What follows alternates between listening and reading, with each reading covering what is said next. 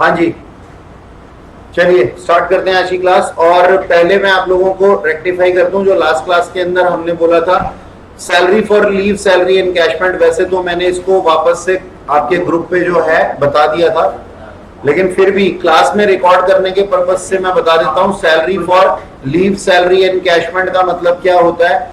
Average of past 10 months. किस चीज का? नंबर 1 बेसिक सैलरी का, नंबर 2 डीए के रिटायरमेंट पोर्शन का, और number 3 fixed commission on sales का।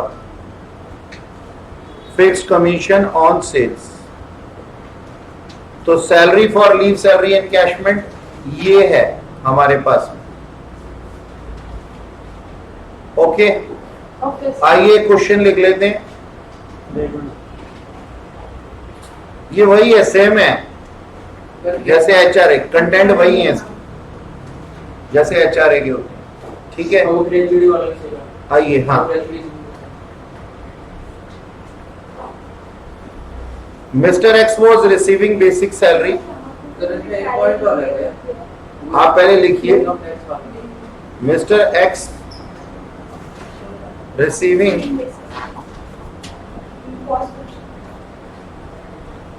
सर्वे को वैसे आप कितने लेना चाहते हो? Mister x receiving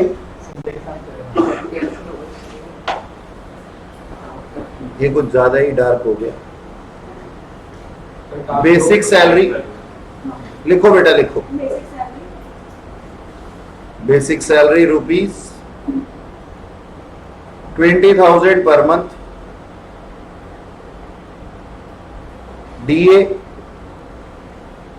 20% of basic salary,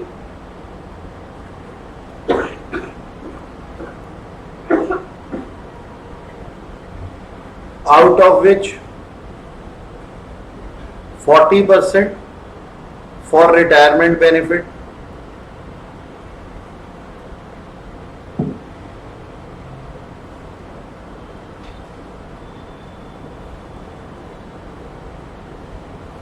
fixed commission on sales,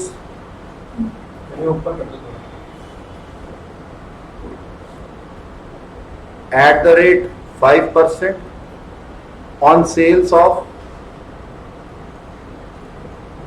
₹70 lakhs.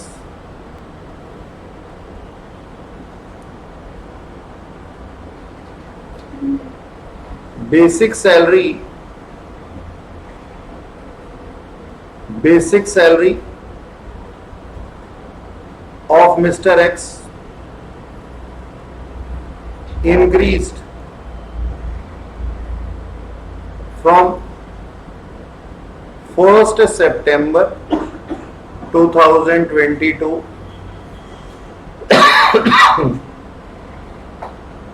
up to 25,000 per month.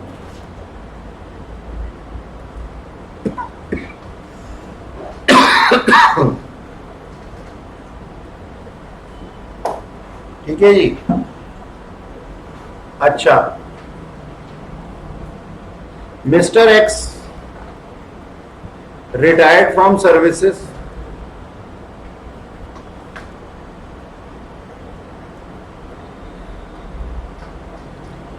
as on 1st November 2022 after serving 22 years outstanding performance,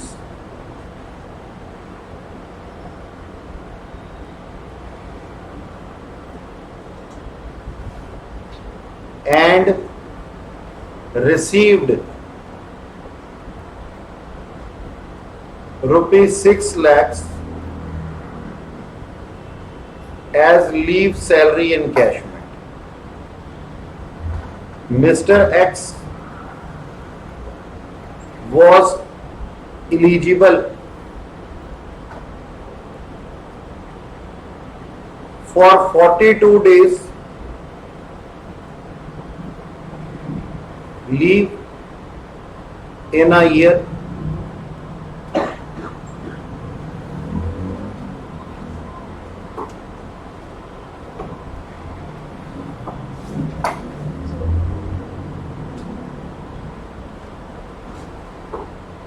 ये लिख लीजिएगा, receive ₹6 lakh as leave salary encashment for dash earn leaves.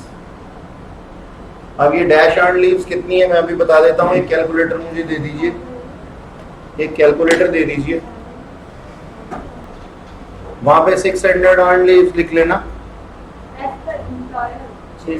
Obviously as per employer ही बता रहा हूं मैं, क्योंकि as per income tax बता दिया तो आप क्या करेंगे क्वेश्चन। कीजिए इस क्वेश्चन को अपने आप, फिर मैं करता हूं।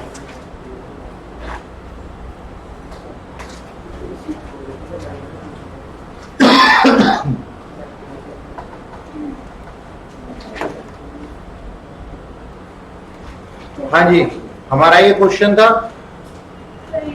और हमने कंप्यूट किया examined amount of leave salary encashment. अब सबसे पहले क्या है हमारे पास में, सबसे पहले हमने लिखा है जी actual amount receive that is 6 lakh. Number 2 limit, और नंबर 3 ऑप्शन क्या होता है 10 times average salary of last 10 months prior to retirement, जिसके अंदर सैलरी का मतलब क्या है सर, बेसिक सैलरी। अब बेसिक सैलरी हमारी बेसिक सैलरी हमारी चेंज हो रही है, यानी कि इंक्रीज हो रही है। तो रिटायरमेंट से 2 महीने पहले उसको 25,000 पर मंथ मिले, और 10 महीने चाहिए तो रिटायरमेंट से 8 महीने पहले उसको कितने मिले, मतलब इन 2 महीने से पहले 8 महीने कितने मिले 20,000। तो उसकी टोटल 10 महीने की लास्ट जो 10 महीने की सैलरी है वो कितने की है 2,10,000। अब उसी के ऊपर बेस्ड हमारा डीए रिटायरमेंट वाला पोर्शन लेना है हमने। 2,10,000 रुपए का डीए कितना है 20%, और उसका 40% जो है वो रिटायरमेंट बेनिफिट के लिए। तो ये अमाउंट आ गया 16,800। फिर fix commission on sales, sales 70 lakh का 5% और 10 महीने के लिए, क्योंकि 10 महीने का ही लेना है हमने। हम ये मान के काम कर रहे हैं कि पिछले साल भी सेम ही सेल्स रही होगी। तो हमारे पास में हमारी सैलरी कितनी आ जाती है 5,18,467 रुपए। एजम्पशन मानी है, हाँ एजम्पशन ही मानते हैं कि सेल सेम ही रहेगी, जैसे वो 7 महीने की निकाल के रखते हैं। हाँ अच्छा, अब इसको डिवाइड बाय 10 किया तो ये एवरेज सैलरी आ गई। तो हमने ये लिख दिया 10 मल्टीप्लाइड बाय एवरेज सैलरी, इतना आ गया हमारा एक ऑप्शन। नेक्स्ट है हमारे पास में average salary, salary of 10 months divided by 30 multiplied by amount of, अब यहाँ पे मैंने शायद ये अमाउंट कितना लिया है, ये एवरेज सैलरी आनी है यहाँ पे। बीच में पॉइंट लगा दो ना। हाँ पॉइंट लगा देता हूँ और इसको ठीक कर लेंगे शायद ये, हाँ 1,5,8,4,7 है। तो यहाँ पे ये अमाउंट कितना आ जाएगा बच्चों, यही आ रहा है, ठीक है। हमने कैलकुलेशन सही करी है, अमाउंट वहां पे कुछ हाँ कैलकुलेशन जी मैं मानता हूँ, बिल्कुल मानता हूँ, ठीक है। तो हमारे पास में एवरेज सैलरी दी हुई है डिवाइडेड बाय 30, और हमें ना earn leaves as per income tax चाहिए, earn leaves as per income tax.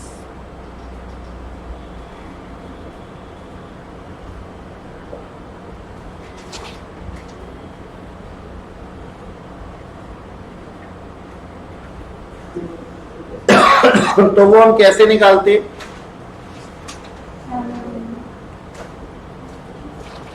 हमारे क्वेश्चन में दिया हुआ है कि उसको एम्प्लॉयर ने बोला 42 डेज अवेल कर सकते हैं, एक साल में छुट्टी ले सकते हैं, लेकिन इनकम टैक्स का रूल क्या कहता है 30। Number of year completed question के अंदर दिए हुए 22। तो टोटल हम इन दोनों को मल्टीप्लाई करके निकाल लेते हैं। टोटल पूरी लाइफ में वो कितने अवेल कर सकता था, मतलब 22 सालों में, 22 सालों की नौकरी में 924 जबकि इनकम टैक्स के हिसाब से 660 कर सकता था। अब क्वेश्चन में दिया हुआ उसने कितनी लीव्स अर्न की है एज पर एम्प्लॉयर, तो इन दोनों का जो बैलेंसिंग फिगर है 324 रुपए, उसने 324 छुट्टियां उसने अवेल की। इस अवेल को मैं इनकम टैक्स के पास में ले जाता हूं, इनकम टैक्स वाले कॉलम में, तो मेरे पास 336 अर्न लीव्स आ जाती हैं एज पर इनकम टैक्स, और इसको ले जाकर के मैं ऊपर पुट कर देता हूं फोर्थ ऑप्शन के अंदर, अपने फोर्थ ऑप्शन में, तो हमारे पास अमाउंट आ जाता है 5,80,686 रुपए। अब इन सब में जो छोटा है वो 3 लाख रुपए है, तो 3 लाख हमारा जो है वो एग्जाम्प्ट हो जाएगा। 6 लाख में से 3 लाख एग्जाम्प्ट होगा तो 3 लाख टैक्सेबल हो जाएगा। ठीक है, तो ये हमारे पास में हमारा लीव सैलरी एनकैशमेंट का क्वेश्चन है। चले आगे पढ़ लें कुछ और। हाँ, नोट कर लीजिए आप, कोई बात नहीं। नीचे वाला ये लीजिए, वर्किंग नोट।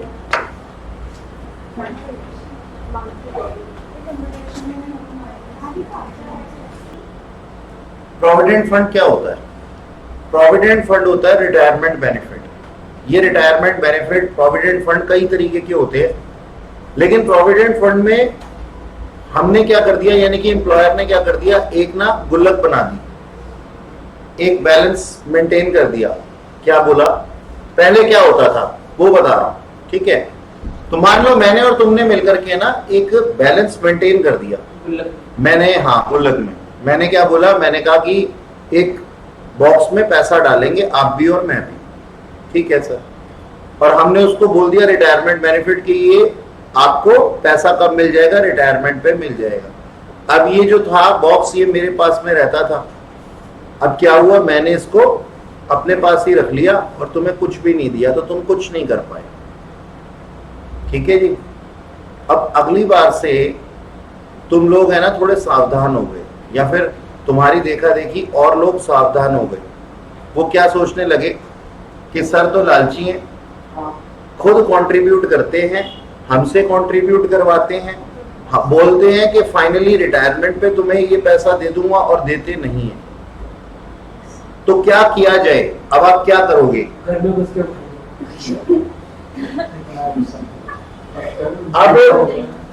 अब आप क्या करोगे? अब आपने क्या किया, आपने कहा क्यों ना इसका एक एविडेंस तैयार कर ले, इसका एक एविडेंस तैयार कर ले। तो एविडेंस तैयार करने के लिए ना हमने इसको एक जो फंड था जिसमें कि एम्प्लॉयर और एम्प्लॉय दोनों कंट्रीब्यूट कर रहे थे,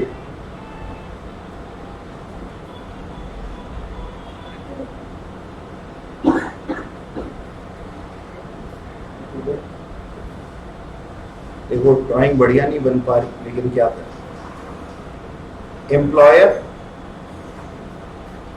और एम्प्लॉय दोनों कंट्रीब्यूट करते, लेकिन निकालता सिर्फ एम्प्लॉय है। तो क्यों ना मैं एक काम करूं, एज एन एम्प्लॉय, आप लोग एक काम करें कि इस चीज के लिए ना किसी को जो है वो एक अप्रूव्ड पर्सन से हम इस फंड को अप्रूव करवा लें, या फिर हम ये कहें कि किसी को इसका साक्षी बना ले। साक्षी बनाने का मतलब क्या है, इसका विटनेस बना ले कि हाँ हमने पैसा डाला था और रिटायरमेंट बेनिफिट के लिए डाला। तो इस फंड को हमने नाम दिया बेटा प्रोविडेंट फंड। Provident fund. तो fund become provident fund after taking consent from commissioner of provident fund. जब किसी फंड को commissioner of provident fund approve कर देता है तो उसको क्या कहते हैं, प्रोविडेंट फंड। ये पोस्ट है कि कोई बॉडी है? पोस्ट है, हाँ, कमिश्नर ऑफ प्रोविडेंट फंड, ठीक है। अप्रूव कर दिया, वो फंड क्या बन गया जी, प्रोविडेंट फंड। लेकिन हमारे यहाँ पे ना इसको हम बोलते हैं अनरिकॉग्नाइज्ड प्रोविडेंट फंड।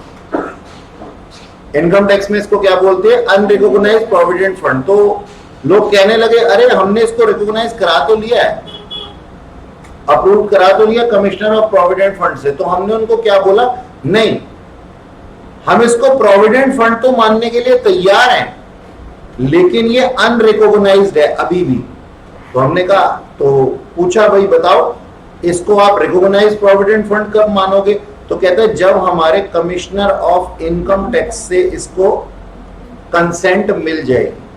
तो ये fund become provident fund after taking consent from commissioner of provident fund, and a provident fund become recognised provident fund after taking consent from commissioner of income tax. Is it clear to you? अच्छा जी, तो मैं अब इसको recognise provident fund कह सकता हूं। ये सिर्फ आपके ज्ञान के लिए, कोई नहीं पूछेगा आपसे, ना इसका हमारे से कोई लेना देना है। हाँ, इसके अंदर क्या होता है बेटा, एम्प्लॉय और एम्प्लॉयर दोनों मिलकर कंट्रीब्यूट कर रहे होते हैं। Employer maximum amount, employee maximum amount डाल सकता है, लेकिन एम्प्लॉयर जो होता है वो मिनिमम अमाउंट डालता है। जैसे मान लीजिए एक प्रोविडेंट फंड के अंदर मैंने इस तरीके से बोला कि आप एज एन एम्प्लॉय 500 रुपए भी डाल सकती हैं और 10,000 भी डाल सकती हैं, 500 से 10,000 तक। तो मेरे लिए जो कंपल्शन होगी वो 500 रुपए की होगी। बात समझ में आई? ऐसा नहीं है, जनरली देखा यह जाता है कि जितना एम्प्लॉय कंट्रीब्यूट कर रहा होता है उतना एम्प्लॉयर भी कंट्रीब्यूट कर देता, लेकिन आप मुझे बाउंड नहीं कर सकते उसको। ठीक है, ओके जी। आगे सुनो बच्चों, अब ये प्रोविडेंट फंड है ना, कई तरीके के होते हैं। अब इसके बारे में ना पहले हम लिखेंगे, पहले हम समझेंगे चीजों को, उसके बाद में उसकी टैक्सेबिलिटी के ऊपर चलेंगे। ठीक है सर, चलो आओ। हाँ बेटा। ये एम्प्लॉयर जो पैसे डाल रहे हैं जी। कौन से बैंक अकाउंट में करना है? सर ये प्रोविडेंट फंड्स हमारे क्या नाम है ना, एम्प्लॉयर के पास ही होते हैं, और पैसे जो है एक अकाउंट में जाते रहते हैं जो भी नोटिफाइड होता है। सबके अलग अलग हाँ, मतलब एक एम्प्लॉयर नोटिफाई कर लेता है कि मेरे को इसमें डालना है, और उसके बाद में एम्प्लॉय भी डालते रहते हैं। एम्प्लॉयर जो बैंक अकाउंट में पैसे डाल देंगे, फिर कंसेंट इससे ले लेंगे कभी। हाँ, नहीं कंसेंट नहीं, अब कंसेंट लेने की जरूरत नहीं है, ये तो मैंने आपको समझाने के लिए बोला था। अब तो हम सीधा कहते हैं एम्प्लॉयर बना लेता है। एम्प्लॉयर एक फंड नहीं बनाता, अब एम्प्लॉयर बनाता ही प्रोविडेंट फंड है। पहले क्या होता था, पहले हमारे फंड होते थे तो फंड को अप्रूव कराते थे। ठीक है जी, अब तो बनते ही क्या है जी, प्रोविडेंट फंड ही बनते। ठीक है, जैसे आप किसी सरकारी नौकरी में हैं, जैसे मान लीजिए सेंट्रल गवर्नमेंट की, तो उसका नाम होता है स्टैट्यूटरी प्रोविडेंट फंड। ठीक है जी, जैसे आप मान लीजिए रेलवे के एम्प्लॉय हो, रेलवे सेंट्रल गवर्नमेंट के पास में आती है स्टैट्यूटरी प्रोविडेंट फंड।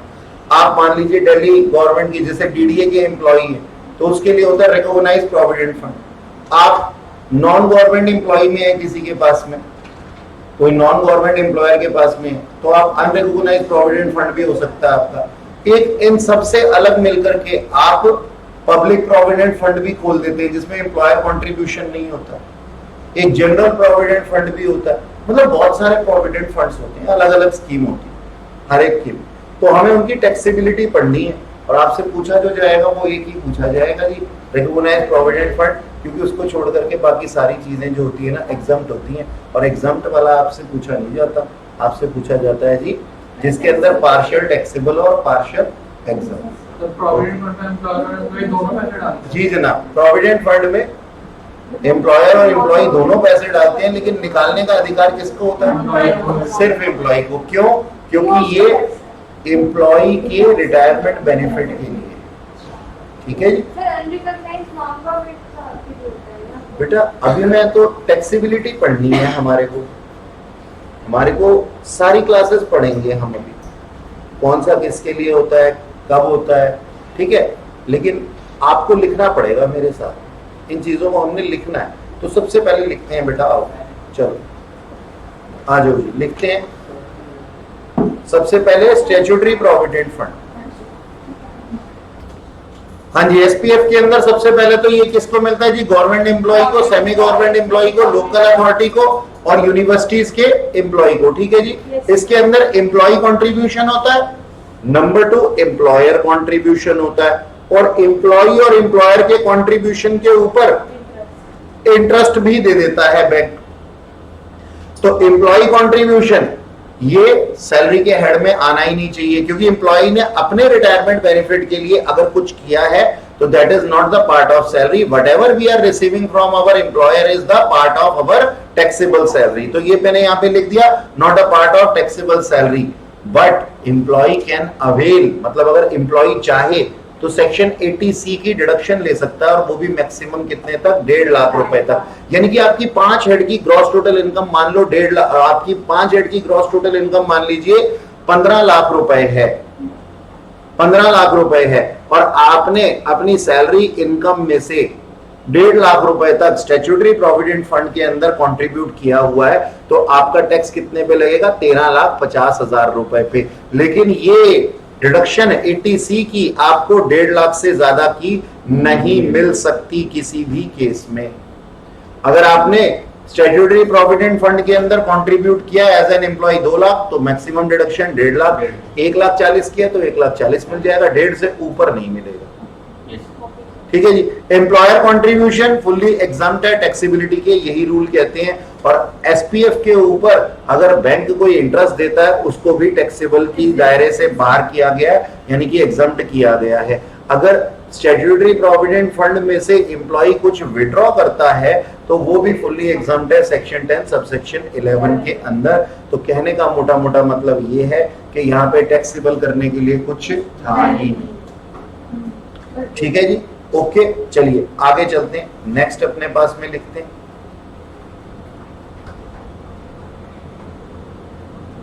नेक्स्ट लिखिएगा रिकॉग्नाइज प्रोविडेंट फंड। अब यहां पे थोड़ा मस्त है ये रिकॉग्नाइज प्रोविडेंट फंड, आरपीएफ। ठीक है जी। आरपीएफ के अंदर भी फर्दर वही चीजें हैं। देखो आरपीएफ रिकॉग्नाइज प्रोविडेंट फंड है, इसके अंदर टैक्सेबिलिटी के लिए हमारे पास में क्या है, इसके अंदर हमारे पास में क्या है, एक तो एम्प्लॉय कंट्रीब्यूशन। अब एक बात बताओ, एम्प्लॉय कंट्रीब्यूशन क्या टैक्सेबल सैलरी का पार्ट होना चाहिए? नहीं होना चाहिए सर। तो सेम वही लाइन लिख देंगे, not the part of taxable salary, but ये वाला अमाउंट एम्प्लॉय कंट्रीब्यूशन, इसके लिए डिडक्शन मिल जाएगी 80C की, कितने तक, अप टू 1.5 लाख रुपए तक। यानी कि वही सीन जो मैंने अभी ऊपर एसपीएफ के लिए बताया था। अच्छा, एम्प्लॉयर कंट्रीब्यूशन, अब इसको जरा ध्यान से देखिएगा। एम्प्लॉयर कंट्रीब्यूशन जो है वो एग्जम्प्ट है up to 12% of salary, 12% of salary of employ.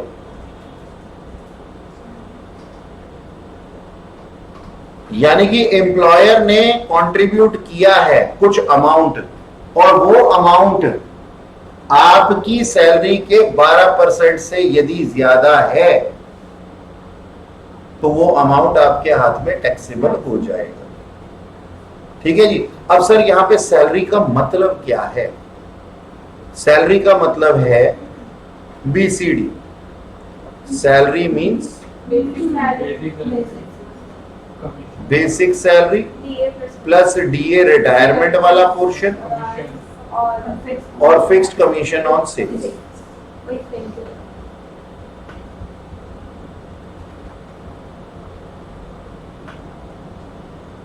ठीक है जनाब।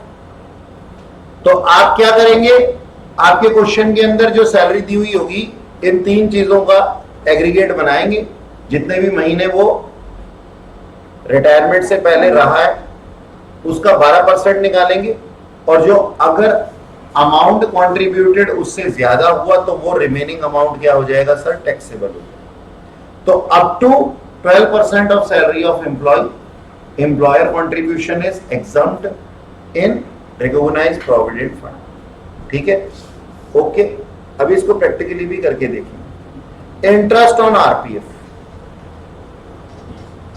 Interest on RPF, recognised provident fund के अंदर जो इंटरेस्ट है वो एग्जम्प्ट है अप टू 9.5%।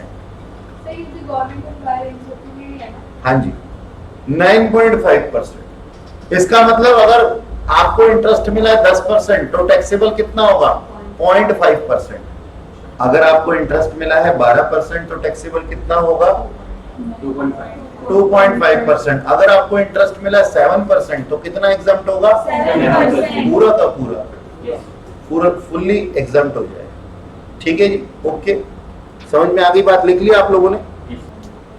तो ये जो हमारे पास में पॉइंट है ना लास्ट वाला, विड्रॉल फ्रॉम आरपीएफ, इससे हमारा कोई लेना देना नहीं है, ये कंडीशनल है। अगर आप ये कंडीशंस पढ़ना चाहते हैं तो ये खुद बुक में से पढ़ सकते हैं, ठीक है। इसका हमारे से टैक्स से कोई लेना देना नहीं है विड्रॉल का। और दूसरी चीज सिर्फ ज्ञान वृद्धि के लिए बता रहा हूं, वैसे ये चीज हम टीडीएस चैप्टर में पढ़ेंगे कि जब भी आप 50,000 रुपए से ऊपर का विड्रॉल करवाते हैं यहां से अपना आरपीएफ में से, तो आपके ऊपर 10% टीडीएस लगता है। TDS is a part of tax, तो 10% आपके ऊपर टीडीएस लग जाता है, ठीक है जी। तो ये हम टीडीएस क्या होता है, टीडीएस रिफंड कैसे मिलता है, ये चैप्टर टीडीएस के अंदर हम लोग पढ़ेंगे ऑलरेडी। तो ये सिर्फ आपकी नॉलेज के लिए है कि 50,000 से ऊपर अमाउंट विड्रॉ करने पे टीडीएस का रेट क्या है, 10% है। 49,000 लिए तो टीडीएस नहीं लगेगा, ठीक है। नेक्स्ट है हमारे पास में unrecognised provident fund. Unrecognised provident fund के अंदर भी यही 4 चीजें होती हैं। Number 1 employee contribution. Employee contribution, अब जरा ध्यान दीजिएगा, एम्प्लॉय कॉन्ट्रीब्यूशन ये एग्जम्प्ट होता है, या फिर आप कह सकते हो नॉट पार्ट ऑफ सैलरी होता है, और नो डिडक्शन। नो डिडक्शन, ठीक है। बाकी सब में जो हमने अभी 2 पढ़े उसके अंदर क्या थी, डिडक्शन थी 80C की, इसके अंदर नहीं मिल रही है अनरिकॉग्नाइज के अंदर, ठीक है जी। एम्प्लॉय कंट्रीब्यूशन हो गया, अब इसके बाद है एम्प्लॉयर कंट्रीब्यूशन। अब एम्प्लॉयर कंट्रीब्यूशन भी फुल्ली एग्जम्प्ट है, इसमें फुल्ली एग्जम्प्ट, ठीक है जी। Interest on RPF or URPF, interest on URPF, जब हम रिटायर हो जाएंगे तब उन पे टैक्स लगेगा ना? नहीं जी, ऐसा नहीं है कि कोई चीज तब टैक्सेबल होगी जब रिटायरमेंट हो जाएगी। हमारी जो इनकम होती है वो अर्न बेसिस पे टैक्सेबल होती है। मैंने आपको बताया था जब चैप्टर शुरू हुआ था, salary is taxable on due और रिसीव व्हिचएवर इज अर्लियर। तो अगर ये अभी नहीं टैक्सेबल हो रहा ना, तो जस्ट बिकॉज आपको मिल जाएगा बाद में तब टैक्सेबल हो जाएगा, ऐसा नहीं है। अगर टैक्सेबल होना हो तो आज ही हो जाएगा, ठीक है जी। अच्छा, इंटरेस्ट ऑन यूआरपीएफ ये भी फुल्ली एग्जम्प्ट है सर, बताओ मजे ही आ गए, टैक्स है ही नहीं। और चौथा विड्रॉल, विड्रॉल फ्रॉम यूआरपीएफ।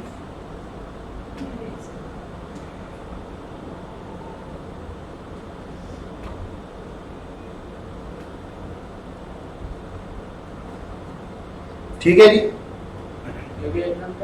अब ये लिखिएगा इसके बारे में, इसके बारे में लिखिएगा 2 points. Number 1 employer contribution and interest thereon. Employer contribution and interest thereon, यानी कि आपने अगर एम्प्लॉयर कॉन्ट्रीब्यूशन और उसके ऊपर जो इंटरेस्ट था वो उसको अमाउंट को विड्रॉ कर लिया है, तो ये क्या हो जाएगा सर, फुल्ली टैक्सेबल हो जाएगा। यहां पे है हमारे पास, यहां टैक्सेबिलिटी के रूल क्या कहते हैं जी, फुल्ली टैक्सेबल हो जाएगा अगर आप विड्रॉ करवा रहे हैं। और दूसरा एम्प्लॉय कंट्रीब्यूशन तो सर एग्जाम्पल होता है, एग्जाम्प्टिव होता है क्योंकि वो सैलरी का पार्ट ही नहीं होता, लेकिन उसके ऊपर जो इंटरेस्ट होता है, इंटरेस्ट ऑन एम्प्लॉय कंट्रीब्यूशन,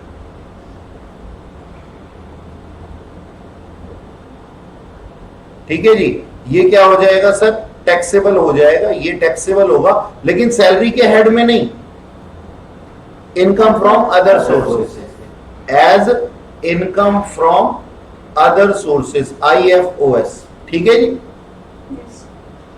तो देखो हमारे पास में अमाउंट जो था ये ऊपर वाला withdrawal from RPF, withdrawal from RPF, अगर आप कंडीशनल विड्रॉल करते हो तो कोई टैक्स नहीं लगेगा।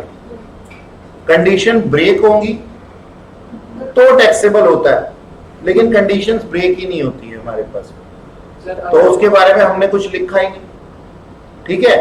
और यहां पे अनरिकॉग्नाइज्ड प्रोविडेंट फंड के अंदर कोई कंडीशन ही नहीं है विड्रॉल करने की, तो जो आप विड्रॉ करोगे उसको दो पार्ट्स में डिवाइड करोगे।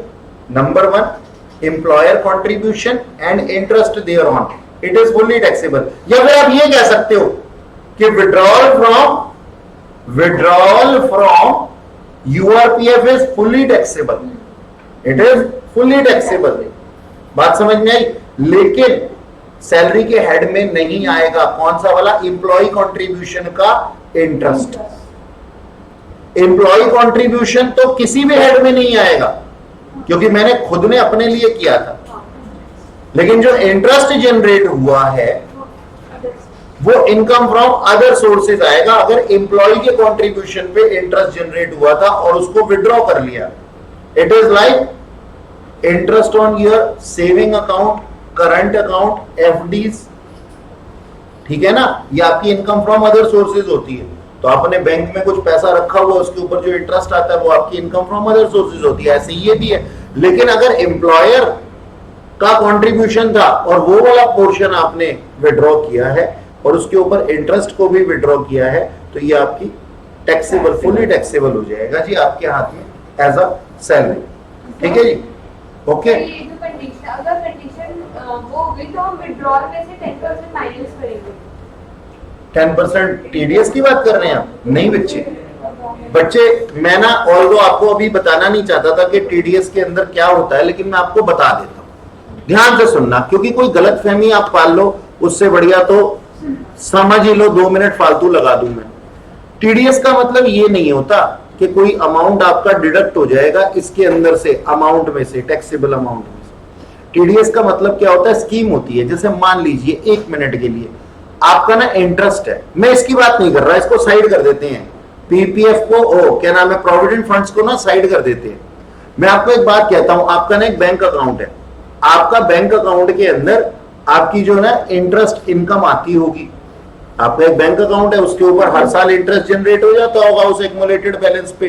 तो वो लोग पता है क्या करते हैं? वो लोग आपका टीडीएस काट लेते हैं। वो पता है क्या मानते हैं? वो ये मानते हैं कि आप other than this interest income, आप लोग you are earning other than this interest income more than basic exemption limit, that is ₹2,50,000। तो वो क्या मानते हैं? जैसा भी आपकी एज हो, जैसे अब मान लीजिए 60 इयर्स के लिए लिमिट कितनी है? 3 लाख आपके लिए, और मेरे लिए लिमिट कितनी है? 2.5 लाख। 80 साल के ऊपर के लिए कितनी है? 5 लाख। तो ये बेसिक एग्जम्पशन लिमिट है। तो जैसे ही आपका इंटरेस्ट जनरेट हुआ ना, तो बैंक ने पता है क्या सोचा? बैंक ने ये सोचा कि आपकी इंटरेस्ट इनकम तो है ही, साथ में आप कोई सैलरी भी कमा रहे होंगे, हाउस प्रॉपर्टी भी कमा रहे होंगे, बिजनेस इनकम भी कमा रहे होंगे। तो ना उन्होंने कहा बाकी इनकम्स तो मेरे हाथ में है नहीं, लेकिन ये इनकम तो मेरे द्वारा ही जनरेट की गई है, क्यों ना इसके ऊपर टैक्स लगा दूं। तो मान लीजिए उन्होंने आपके इंटरेस्ट के ऊपर 10% टीडीएस डिडक्ट कर दिया।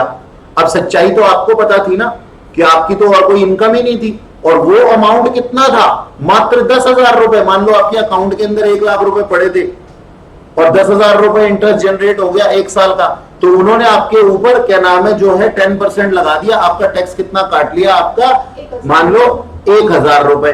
अब आपका तो 1,000 रुपए भी टैक्स नहीं लगना चाहिए था। आपने क्या किया?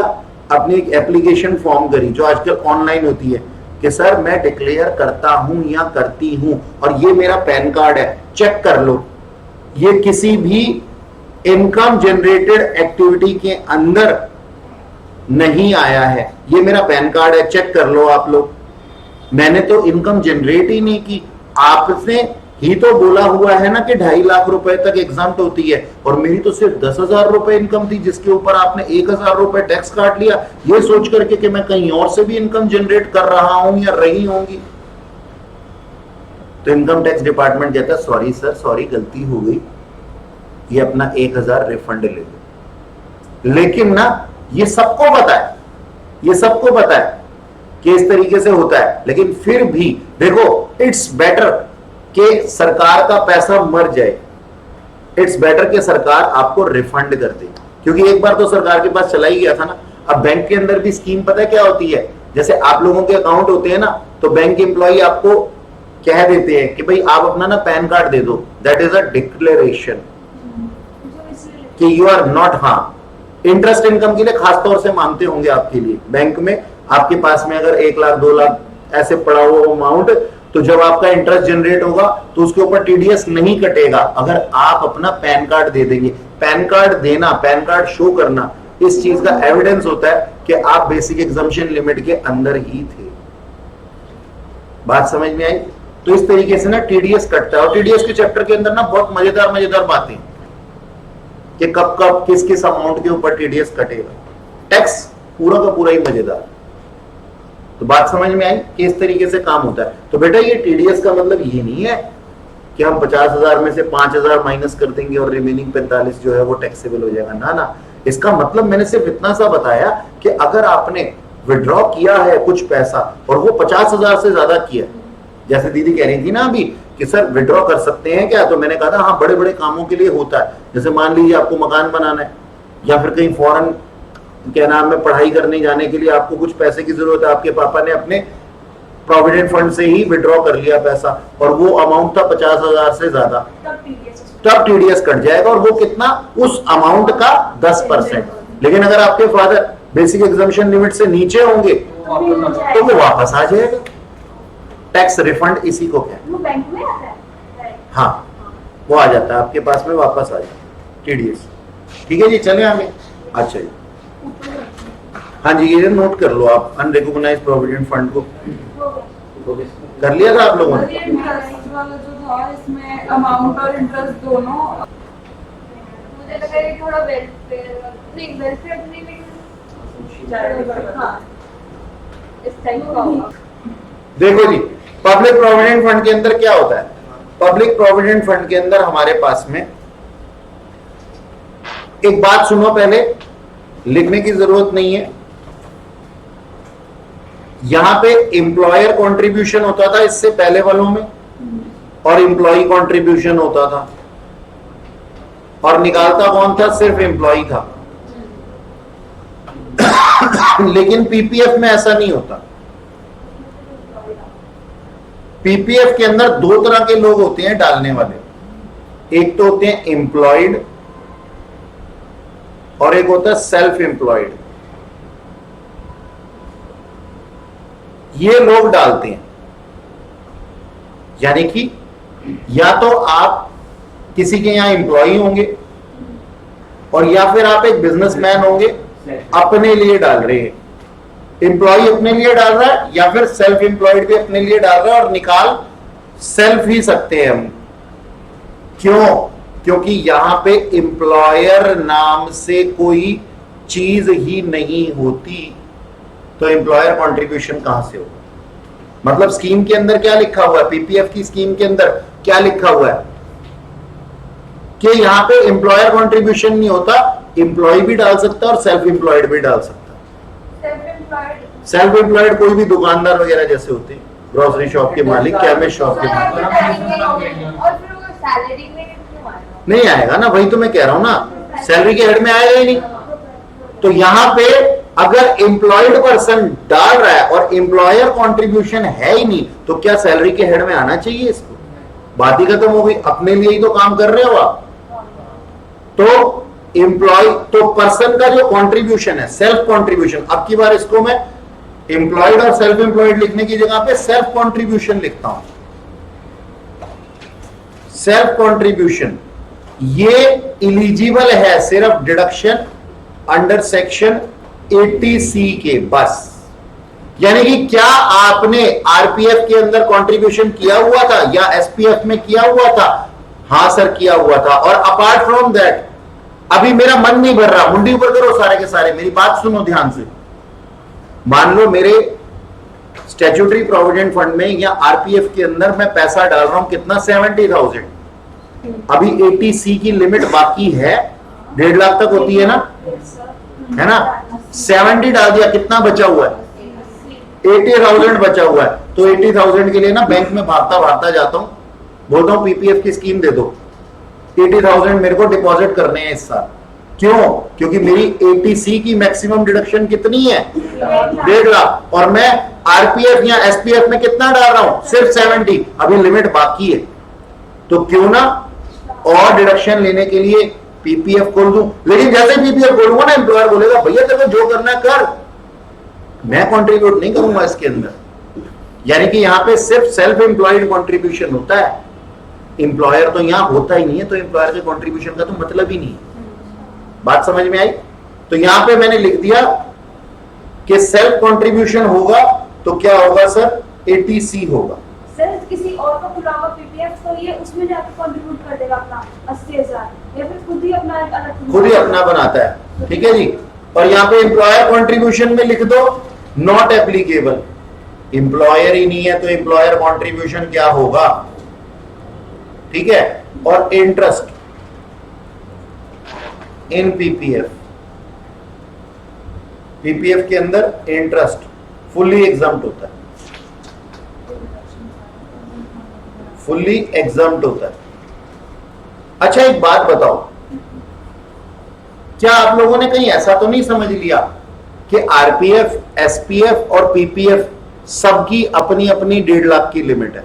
नहीं, एटीसी बोलता है आरपीएफ, पीपीएफ और एसपीएफ में एटीसी की डिडक्शन मिल सकती है, लेकिन ईच नहीं, तीनों को मिलाकर। और ना केवल इन तीनों को मिला के और भी बहुत सारी चीजें होती हैं उसके अंदर, लेकिन वो हमारी सैलरी के हेड में है ही नहीं, क्योंकि हम प्रोविडेंट फंड पढ़ रहे हैं अभी केवल। तो हम क्या कह रहे हैं, तीनों को मिलाकर के आपकी मैक्सिमम लिमिट कितनी है, 1.5 लाख है। यानी कि ऐसा नहीं है कि एसपीएफ में भी डाल दिया, पीपीएफ में भी डाल दिया और 1.5 लाख दोनों की ले ली। तो सर तभी तो आपने एग्जांपल में पीपीएफ खोला था ना टोटलिटी में। नहीं, तब मैंने क्या एग्जांपल दिया, मैंने कहा 70 कंट्रीब्यूट किया और अभी 150 तक कर सकता हूं, तो रिमेनिंग 80 के लिए यूज होगा। अगर 1,10,000 एम्प्लॉयर के साथ में प्रोविडेंट फंड में कंट्रीब्यूट कर चुका हूं तो अब लिमिट कितनी रह गई है, 40, लेकिन ये 1.5 लाख से ऊपर नहीं जा सकती। तो फिर सर एक ही में डाल देंगे। हाँ, फिर तो एक में डाल लेना, ठीक है जी। तो मैक्सिमम सर कितने में खुलवा सकता है ये, आरपीएफ में खुलवा ले, अन्य में खुलवा ले, आरपीएफ खुलवा लेगा और खोलेगा कौन, एम्प्लॉयर। इसका सिर्फ बस जो चलता है ना वो सिर्फ पीपीएफ पे चलता है, बाकी तो उसका एम्प्लॉयर बताता है कि कौन से फंड खुले। फर्स्ट पॉइंट फिर बता दो। पीपीएफ के अंदर अगर आप पैसा डालते हो तो आपको 1.5 लाख रुपए तक की डिडक्शन लेने का अधिकार है। ठीक है, बस ये तो सब में, उनमें भी 1.5 लाख, उनमें भी था, उसमें और इनको दोनों सबको मिलाकर के 1.5 लाख तक। इसको भी मिला के? हाँ, इसको भी मिला, आपको मिला के। सबको मिला, तीनों को मिला के थोड़ा थोड़ा सब में डाल लेना। और सब में भी क्या होगा, आरपीएफ और पीपीएफ होगा, यहाँ पे एसपीएफ और पीपीएफ क्या होगा। फर्क पड़ता है कि एक भी डालना है, सब में मिला के डालना? हाँ, तो मतलब 1.5 लाख से ऊपर नहीं होती, क्योंकि इसकी लिमिट ही 1.5 लाख है ना, इसकी लिमिट ही 1.5 लाख है मैक्सिमम, इससे ऊपर तो जा ही नहीं सकती। एटीसी में 1.5 लाख, एटीसी में लिमिट ही 1.5 लाख। अच्छा जी, अगला लिखो विड्रॉल। वही चीज मैंने पूछा था कि ये कंपनी बताएगी कि तुम्हारा वीकनेस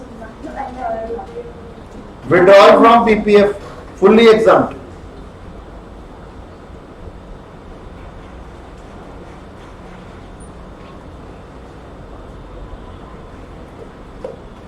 नेक्स्ट है हमारे पास में super innovation fund. Super innovation fund के बारे में लिखेंगे जी अपने पास में एम्प्लॉय कंट्रीब्यूशन। एम्प्लॉय कंट्रीब्यूशन के अंदर लिखना जी अलाउड फॉर डिडक्शन तो ये भी provident fund under section 80C up to 1,50,000। Employer contribution इसके अंदर लिखना जी employer contribution to RPF, employer contribution to RPF, ठीक है जी। NPS notified pension scheme, NPS stands for notified pension scheme, ठीक है जी। As referred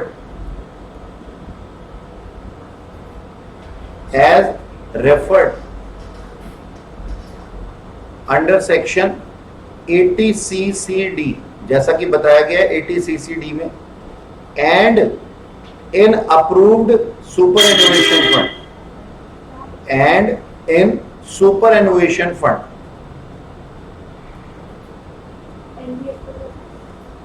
notified pension scheme बेटा, एनपीएस का मतलब notified pension scheme and superannuation fund in excess of 7,50,000, in excess of 7,50,000 shall be taxable.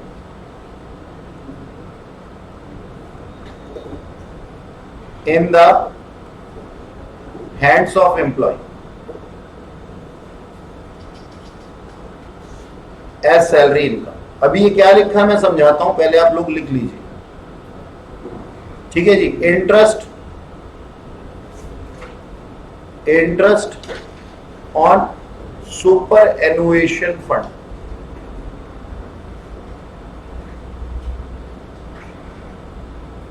अब यहां पे जरा लिखना है, थोड़ा लंबा है, मैं बोलना नहीं चाहता, मैं आपको डिक्टेट करवा रहा हूं, लिखना नहीं चाहता मैं, लिखिएगा। हाँ पहले इसको लिख लीजिए फिर मैं बोलता हूं, लिखिएगा। any annual accretion by way of interest, any annual accretion यानी कि इंक्रीमेंट, accretion ना लिख करके इंक्रीमेंट लिख दो, या फिर लिख दो अपना प्रमोशन, या फिर लिख दो अमाउंट के लिए प्रमोशन वर्ड यूज नहीं होता ना, accretion ही लिखो, ठीक है जी। any annual accretion by way of interest, comma dividend or any other amount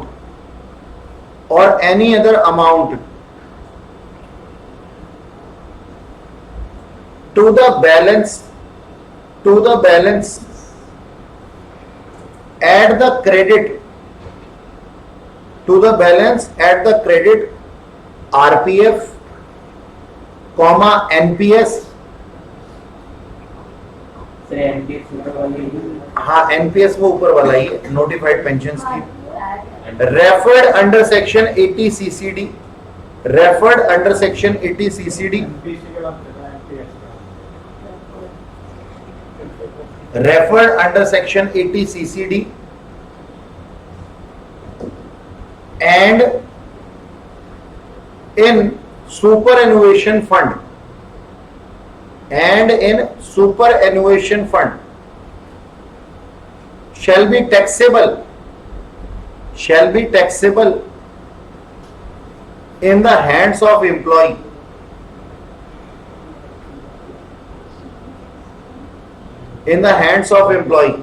under head salary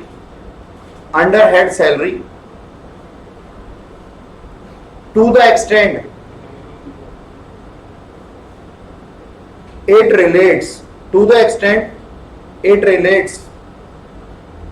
to employer contribution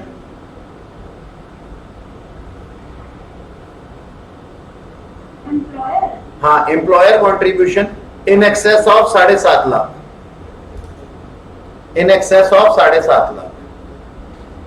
क्या आप मेरी बात समझे? आप मुंडी ऊपर कीजिए, मैं आपको दिखाता हूं। ये देखो एम्प्लॉयर कंट्रीब्यूशन में क्या लिखा हुआ था, पहले पढ़ते हैं एम्प्लॉयर कंट्रीब्यूशन में बोला गया है, सिंपल सी बात है, कहता है अगर आपका कोई भी ऐसा अमाउंट है किसका, एम्प्लॉयर कंट्रीब्यूशन का, पर एनम जो 7.5 लाख रुपए से ज्यादा है, यानी कि अगर 8 लाख हुआ तो 50,000 टैक्सेबल, 7 लाख हुआ तो कुछ भी टैक्सेबल नहीं, 7.5 लाख हुआ तो कुछ भी टैक्सेबल नहीं, 7,51,000 रुपए हुआ तो 1 रुपया टैक्सेबल, 7,51,000 तो 1,000 रुपया टैक्सेबल। तो यहाँ पे ये बात समझ में आ गई बेटा? 7,50,000 रुपए तक एम्प्लॉयर कंट्रीब्यूशन एग्जम्प्ट है, उससे ऊपर होगा, हाँ फुल्ली उससे ऊपर होगा तो टैक्सेबल हो जाएगा, जितना एग्जाम मतलब 1.5 लाख के अलावा एकदम बेटा 1.5 लाख तो एम्प्लॉय कंट्रीब्यूशन है। नहीं मतलब वो एकदम दे रहे थे। मेरी बात सुनो ना, मतलब मेरी बात सुनो, ध्यान से सुनो। सुपर एनुएशन फंड है, मैं एम्प्लॉयर आप एम्प्लॉय, दोनों ने खोल लिया, अच्छा सर ठीक है, आपने उसके अंदर पैसा डाला, तो ये पार्ट ऑफ सैलरी नहीं है। क्यों? आप अपने लिए ही डाल रहे हो, निकालोगे भी आप ही, लेकिन आपको डिडक्शन क्लेम करने का अधिकार कितने तक? 1.5 लाख। और वो 1.5 लाख की लिमिट अगर वहां पहले वालों में एग्जॉस्ट हो चुकी है तो बात ही खत्म, फिर तो नहीं मिलेगी ना। अगर जितना पॉइंट बचा हुआ उतना मिल जाएगा। ये तो है एम्प्लॉय कॉन्ट्रीब्यूशन। अब एम्प्लॉयर कॉन्ट्रीब्यूशन, एम्प्लॉयर कॉन्ट्रीब्यूशन के अंदर मैं एनपीएस को भी छोड़ देता हूं, आरपीएफ को भी छोड़ देता हूं, मैं सिर्फ बात करता हूं किसकी? सुपर इनोवेशन फंड की। सुपर इनोवेशन फंड के अंदर मैंने एज एन एम्प्लॉयर आपके लिए कंट्रीब्यूट किया, निकालेगा कौन? आप निकालोगे, तो मेरे से मिल रहा है आपको, सैलरी के हेड में आना चाहिए। अब रूल्स क्या कहते हैं? वहां पे आरपीएफ के अंदर क्या था? परसेंटेज थी 12%, है ना, या फिर फुल्ली एग्जाम्प्ट या फुल्ली टैक्सेबल, जो भी कुछ था। अब यहां परसेंटेज में बात नहीं की हुई, अमाउंट में बात की हुई है। कहता अगर एम्प्लॉयर ने आपके सुपर इनोवेशन फंड के अंदर 8 लाख रुपया डाल दिया है तो आपके हाथ में सैलरी के हेड में कितना आ जाएगा? 50,000। 7,50,000 पर एनम तक एग्जाम्प्ट है। ठीक है, ओके। अमाउंट में आएगा तो हम सुपर वाला मानेंगे और परसेंटेज होगा तो नहीं नहीं नहीं नहीं नहीं, अमाउंट में आएगा तो सुपर इनोवेशन वाला मानेंगे तो क्या मतलब है? वहां क्वेश्चन में गिवन होगा कि क्या सेटअप किया गया था और कितना कंट्रीब्यूट किया गया था। ये क्या बात है? मैं तो आरपीएफ के अंदर भी, मैं आरपीएफ के अंदर दे दूंगा 3,50,000, और अब 3,50,000 रुपए में से आपको कितना माइनस करना होगा? 12% और सैलरी। लेकिन यहां पे कितना है जी? यहां तो देखते ही पता लग जाएगा। अगर मैं कहता हूं सुपर इनोवेशन फंड के अंदर दिया गया 6 लाख एम्प्लॉयर के द्वारा, आंखें बंद करो, फुल्ली एग्जाम्प्ट करो। 8 लाख, आंखें खोलो, 50,000 टैक्सेबल कर दो, बस। अच्छा है क्या? और ये 7.5 लाख से ज्यादा माना जा रहा है आजकल 8 लाख को। नहीं, वो मेरा फुल्ली टैक्सेबल हो जाएगा। फुल्ली टैक्सेबल क्यों होगा? जब मैंने कहा एग्जम्पशन अप टू 7,50,000 है, तो फुल्ली क्यों जा रहे हो भाई? जब हम टैक्स 5,000 निकाल लेंगे तो ये जो 1.5 लाख को एग्जाम ये ले लेंगे। हाँ। और फिर ये 7,50,000 वो तो पांचों हेड में क्या आप करेंगे? पांचों हेड में से सैलरी का हेड निकालते समय ये 7.5 लाख रुपए को कंसीडर करेंगे ना, तो बस 7.5 तक एग्जाम, उससे ज्यादा एग्जाम कर लेंगे सैलरी, और बाकी अगर 1.5 लाख होगा तो ये दो सेक्शन एक साथ। बेटा एग्जाम्पशन और डिडक्शंस दो अलग अलग चीजें हैं। एग्जाम्पशन जो मिलती है ना वो इंटर हेड में मिलती है, और डिडक्शन जो मिलती है ना वो जीटीआई के बाद मिलती हैं, जो ये 80C की बोली हुई है मैंने। कुछ डिडक्शन इंटर हेड भी होती है, जैसे सेक्शन 24 की डिडक्शन अंडर हाउस प्रॉपर्टी। ठीक है, ओके। जीटीआई के बाद में 80 सेक्शन 80 लगता है ग्रॉस टोटल। हाँ कोई बात नहीं, आप बीच में आए थे, कोई बात। अच्छा ठीक है, यहां पे हो गया। अच्छा अब कह रहे हैं, कहते हैं अब मैंने तुम्हारे को क्या लिखवाया? इंटरेस्ट। इंटरेस्ट कॉन्ट्रीब्यूट, तुमने कंट्रीब्यूट किया, मैंने कंट्रीब्यूट किया, बैंक इसके ऊपर इंटरेस्ट देगा। अब इंटरेस्ट का क्या? इंटरेस्ट का क्या सीन है? अब इंटरेस्ट का सीन ये है, कहता है अगर आपका कोई एनुअल एक्रेशन हुआ है, एनुअल एक्रेशन हुआ है बाय वे ऑफ इंटरेस्ट और डिविडेंड। भाई कहीं पे इसको डिविडेंड का नाम दिया जाता है, कहीं इंटरेस्ट का नाम दिया जाता है, मतलब तो रिटर्न से है ना। कहता है अगर आपका एनुअल एक्रेशन हुआ है बाय वे ऑफ इंटरेस्ट या डिविडेंड, किस अमाउंट के ऊपर? 7.5 लाख रुपए से ऊपर के अमाउंट के ऊपर। 7.5 लाख रुपए तक तो प्रिंसिपल अमाउंट ही एग्जम्प्ट था। 7.5 से ऊपर मान लो तुमने 8 कंट्रीब्यूट करवाया है या किया है एम्प्लॉयर ने, तो 50,000 टैक्सेबल है। तो उस 50,000 के ऊपर जो इंटरेस्ट आएगा ना वो टैक्सेबल होगा। ये लिखा हुआ इंटरेस्ट के बारे में जो तुमने लिखा है। अब पढ़ लो जरा इंग्लिश में, यही सब कुछ लिखा है।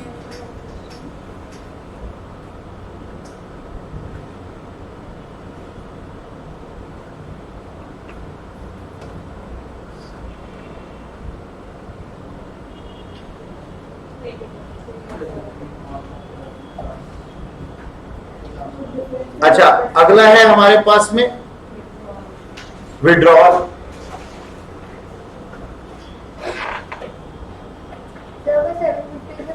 फिर इंटरेस्ट भी एग्जिट ना। जी जनाब, विड्रॉल फ्रॉम फंड,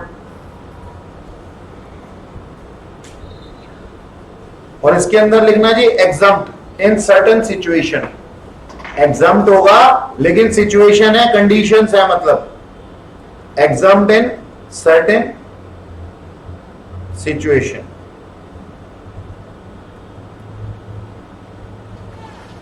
हाँ जी, ये सिचुएशन कौन सी है वो लिखना, डेथ, रिटायरमेंट,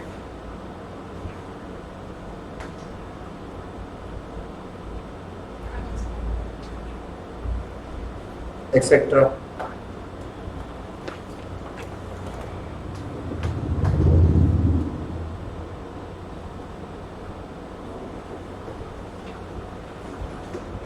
ठीक है जी, ओके।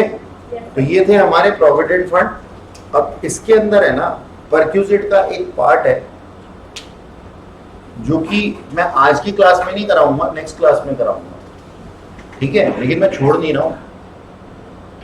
इसमें अच्छी तरीके से देख लो, पांचों प्रोविडेंट फंड्स में से कुछ पूछना है तो पूछो, वरना मैं इसके ऊपर क्वेश्चन करवाता हूँ। एक बार पढ़ लो पहले, एक बार पढ़ लो, तब तक मैं क्वेश्चन ड्राफ्ट कर देता हूं तुम्हारे लिए, खास तुम्हारे लिए। आ जाओ, मतलब आप पढ़ लो, मैं कर रहा हूं अपना काम, मैं क्वेश्चन लिख रहा हूं। हाँ, ये पंखे को नीचे उतार लो, ये फैन को उतार लो, इससे आराम से खेल लो। ये क्लास बना बताना है फॉर्मूला। कौन सा बेटा? एक्सेल वाला। उसमें बोला गया जो प्रिंसिपल अमाउंट था ना 7,50,000, उससे ज्यादा अगर कंट्रीब्यूट किया है एम्प्लॉयर ने तो उस अमाउंट के ऊपर जो एक्सेसिव है, जो इंटरेस्ट आ रहा है ना, दैट शेल बी टैक्सेबल। बेटा पढ़ने का टाइम दिया, शोर मचाने का नहीं दिया। इस क्लास को सरकारी स्कूल मत बनाओ। सर वो पूछ रही थी, कोई बात नहीं, उसको पूछने दे, उसको बोल मेरे से पूछे। शर्म आती है। 50,000 पे इंटरेस्ट। जी जनाब, वो टैक्सेबल। अच्छा, प्लीज प्लीज प्लीज आप लोग अच्छे से देख लीजिए, अगर कोई पॉइंट समझ नहीं आया तो पूछ लीजिए।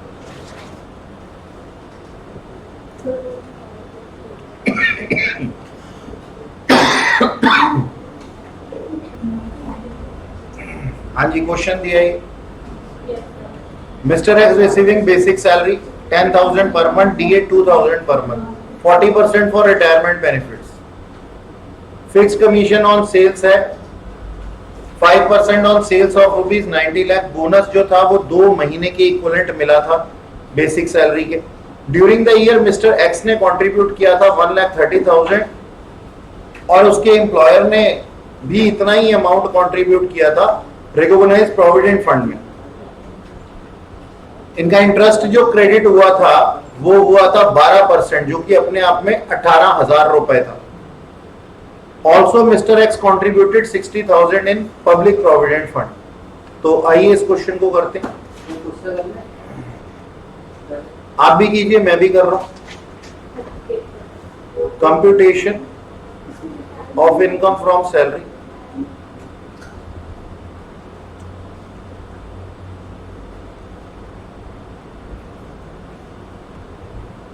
of Mr. X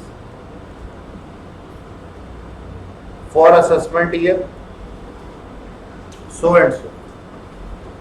जी जनाब, बेसिक सैलरी कितनी थी?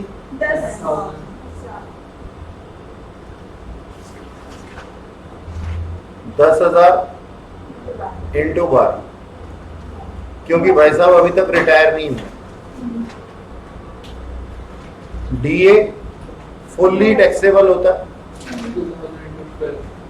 2000 इंटू 12 24,000।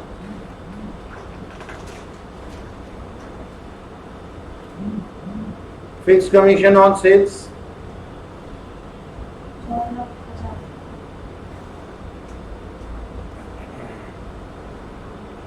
90 लाख रुपए का कितना परसेंट था? 5%। 4,50,000। कमीशन ही बहुत कम आ गया ये तो, और साथ ही मिला इसको बोनस 10,000 इंटू 2 20,000। अब सर अगला है आरपीएफ। कृपया शांत हो जाएं 2 मिनट, इधर देखिए। क्या एम्प्लॉय कंट्रीब्यूशन को मैं यहां लिखूं? नहीं सर मत लिखिए। एम्प्लॉयर कंट्रीब्यूशन को लिखूं? जी सर लिखिए। एम्प्लॉयर कंट्रीब्यूशन था 1,30,000। एम्प्लॉय कंट्रीब्यूशन को इसलिए नहीं लिखना क्योंकि ये सैलरी के हेड में आ ही नहीं सकता, अपने लिए किया उसने तो सैलरी तो है ही नहीं। अच्छा अब एग्जाम्प्ट कितना होगा? नहीं इसका नहीं, रिटायरमेंट और फिक्स कमीशन को ऐड करके पहले सैलरी को कैलकुलेट करेंगे अलग से। तो आओ सर यहां बनाए एक working note. Computation of exempted amount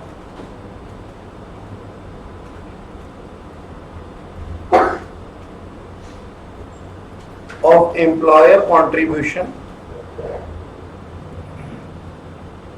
in RPF 12% of salary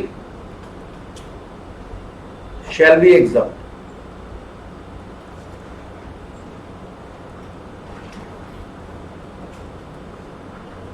तो हमें सैलरी निकालनी पड़ेगी।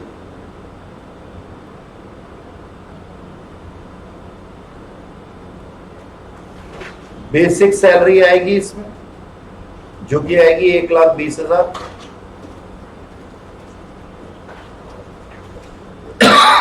डीए का रिटायरमेंट पोर्शन आएगा सर कितना था? 24,000 का डीए था और 24,000 का रिटायरमेंट कितना था?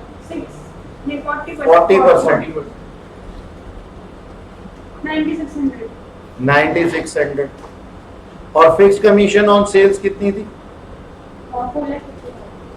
4,50,000 थी। तो टोटल कितना आ जाता है? 5,79,600 का 12% निकाल दो जी। 69,552। 69,552। Yes sir. पेंजी अब 69,552। तो यहां चला जाऊं और 69,552 लिख देता हूं।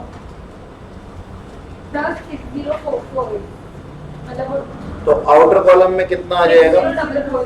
60,448। ओके जी। और बोलिए इंटरेस्ट।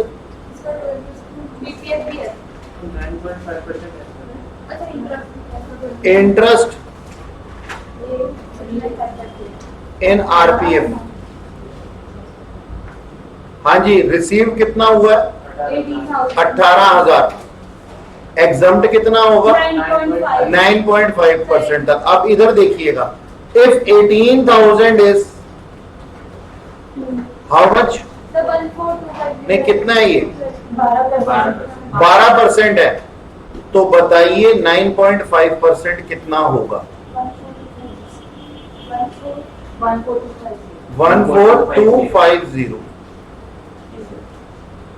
आउटर कॉलम में जो ऐसा इसका मतलब 18,000 का 12% मत ले लेना। 18,000 अपने आप में 12% है।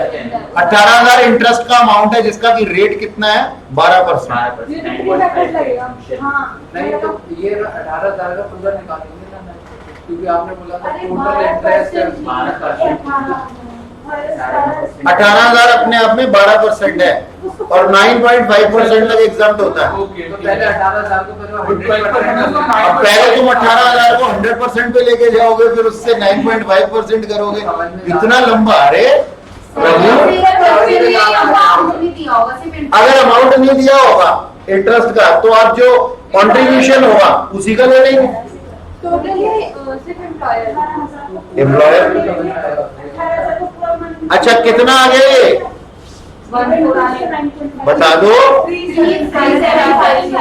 3750। अच्छा जी, ये तो हो गया हमारे पास में। अब ये टोटल सैलरी बताओ। पीपीएफ हाँ, पीपीएफ का क्या करूं बोलो, जैसा आप कहोगी वैसा कर लूंगा। सब सारे एग्जाम होता है।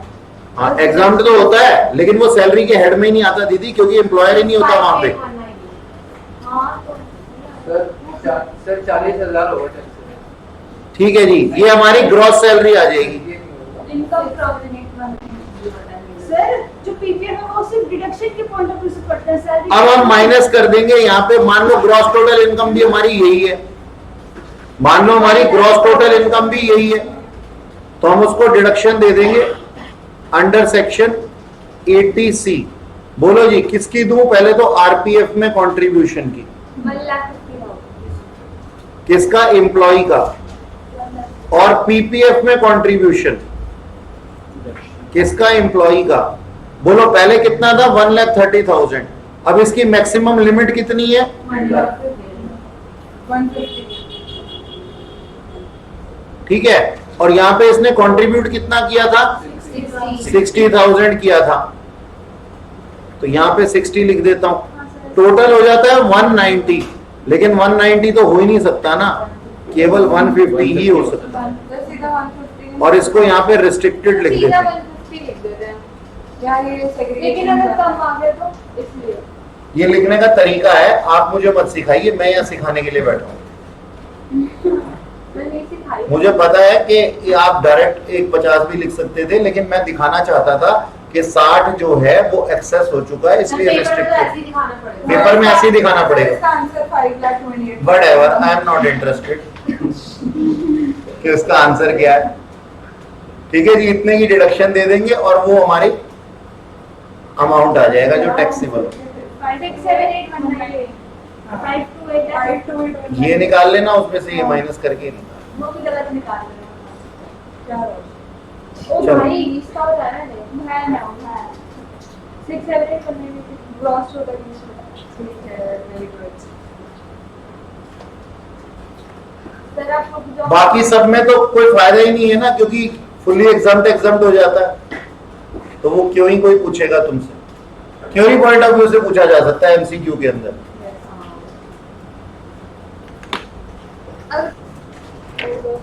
आओ जी, नेक्स्ट लिखते हैं अपने पास रिट्रेंचमेंट कंपेंसेशन।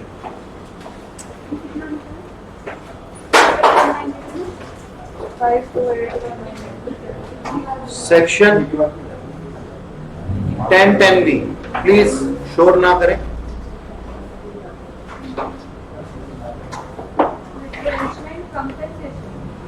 हाँ जी, हाँ जी, लिखिएगा retrenchment compensation.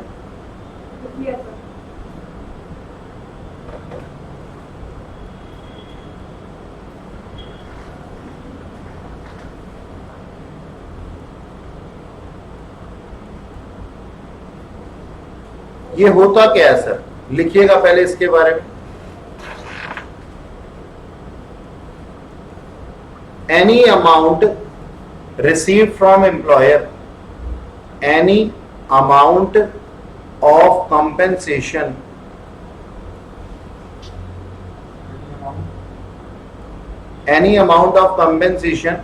received from employer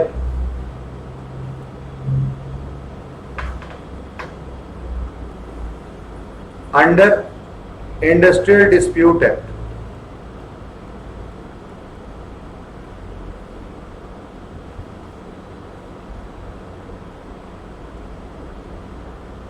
ठीक है जी। इंडस्ट्रियल डिस्प्यूट एक्ट में अगर कोई अमाउंट रिसीव होता है 1947 कंपेंसेशन का, तो वो हमारे पास में क्या है, रिट्रेंचमेंट कंपेंसेशन। अब हमें नहीं पढ़ना रिट्रेंचमेंट कंपेंसेशन क्या है, हमारे को तो इसकी एग्जम्पशन पता दो बस।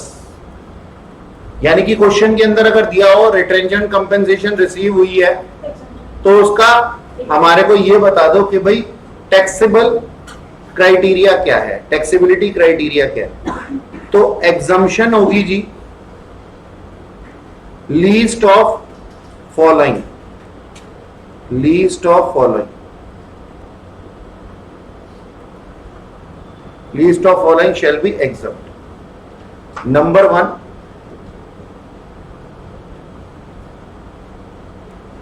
Actual amount received,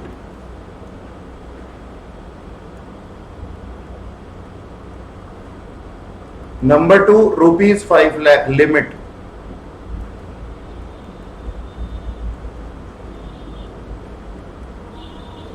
number 3, 15/26 into average salary of last 3 months, average salary of last 3 months multiplied by number of year completed, ठीक है जी, in organization, number of years completed in organization,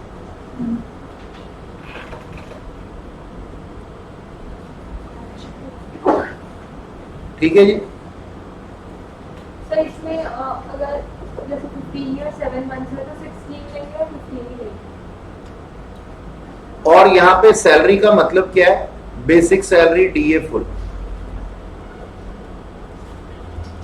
basic salary plus DA full,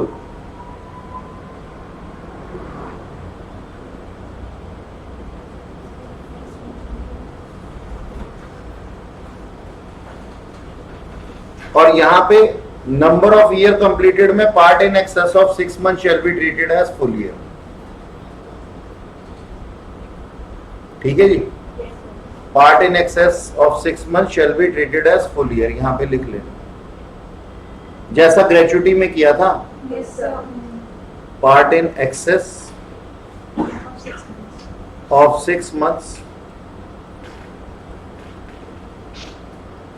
shall be treated as full year। तो इन तीनों में से जो भी छोटा होगा वो एग्जम्प्ट हो जाएगा। अब यहाँ पे एवरेज ऑफ 10 months नहीं है, average salary 3 month. Average of 3 month salary है प्रायर टू हिज रिटायरमेंट, लिख लो इसको, प्रायर टू हिज रिटायरमेंट।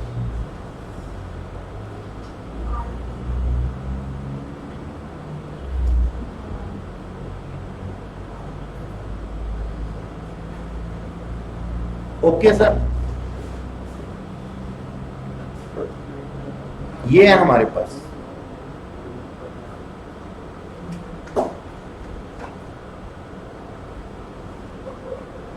लिख लिया आप लोगों ने?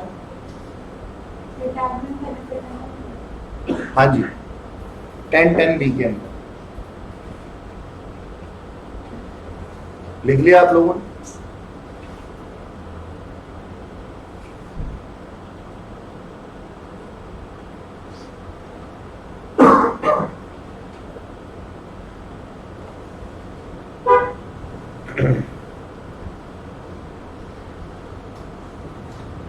On 31st March, Mr. X terminated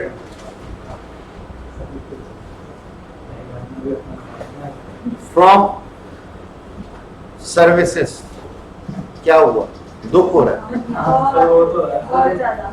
मुझे प्रीवियस क्वेश्चन मतलब मेरी खुशी से या मेरे कम काम करने से तुम क्यों परेशान होते हो, मुझे ये समझ नहीं आता। सर हम तो ज्यादा करते हैं इसलिए आपके हिस्से का भी करना है। नहीं, मैं बताता हूँ तुम्हारे को, तुम्हें भी ज्यादा नहीं करना पड़ेगा, शांति रखो।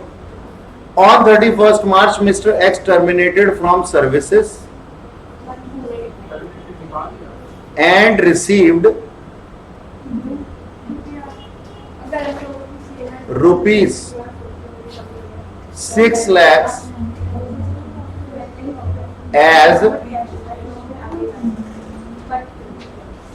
retrenchment compensation.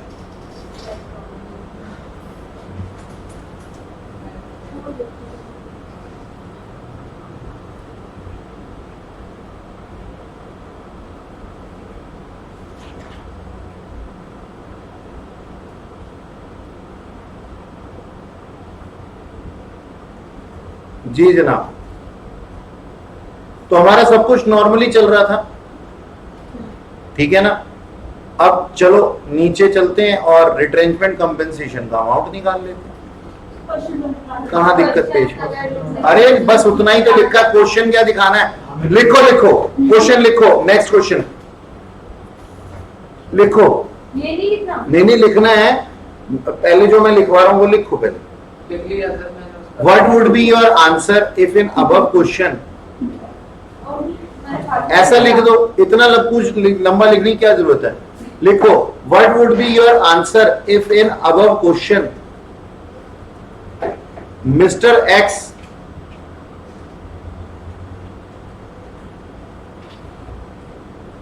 terminated from services on 31 March and received rupees 6 lakh as retrenchment compensation. Simple है ना।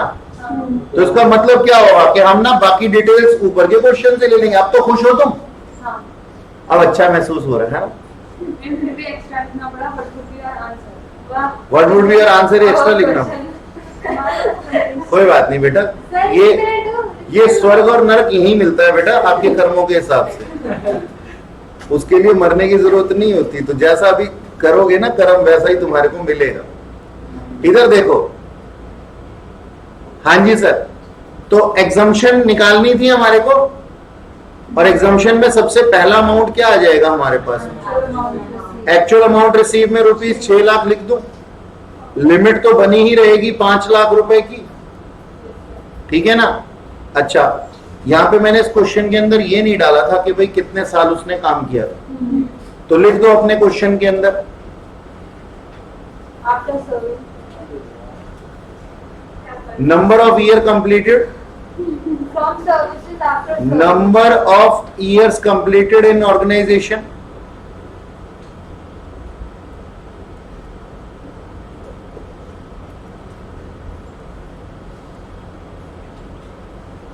$16.8 17 मान लिए जाएंगे।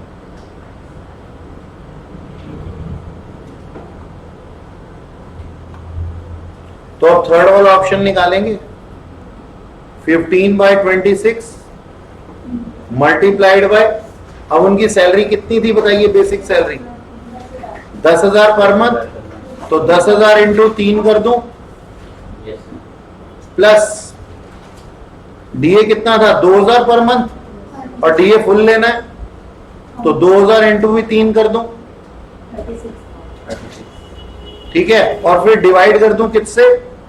3 से। एवरेज लेना ना हमारे को। वैसे मैं यहां पे डायरेक्ट 12,000 भी ले सकता था, क्योंकि सैलरी फ्लक्चुएट थोड़ी हुई है। अच्छा, नंबर ऑफ ईयर कंप्लीटेड कितने हैं? 17 ईयर्स। तो आप मुझे क्या बता रहे हैं, ये थर्ड ऑप्शन क्या आया? 3,53,000 076 077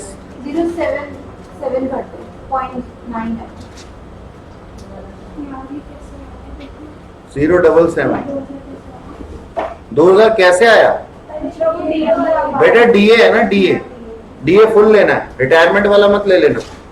तो फुल डीए कितना था? 2000 था ना क्वेश्चन में, आप लोगों ने बताया मुझे। हाँ जी, डीए 2000 ही तो था, ये लिखा है।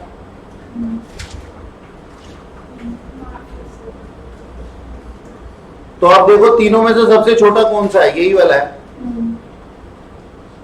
तो ये एग्जाम्प्ट हो जाएगा, रिमेनिंग बाकी टैक्सेबल हो जाएगा।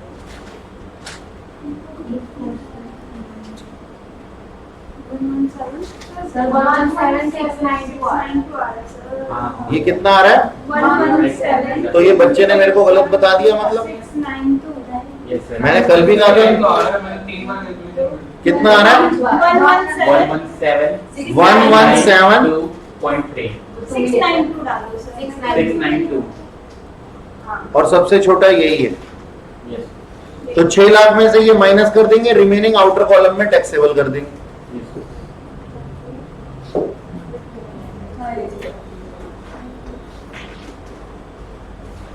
ठीक है जी।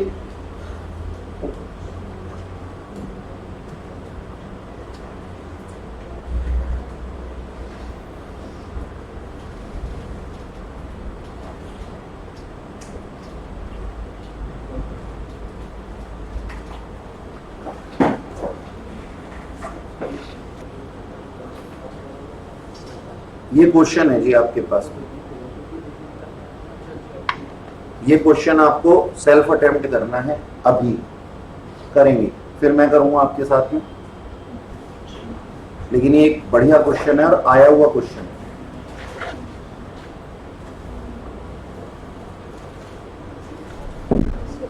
ठीक है जी, आप ये क्वेश्चन पढ़ लीजिए, अगर इसके अंदर किसी पॉइंट के अंदर कोई दिक्कत है तो पूछ लीजिए।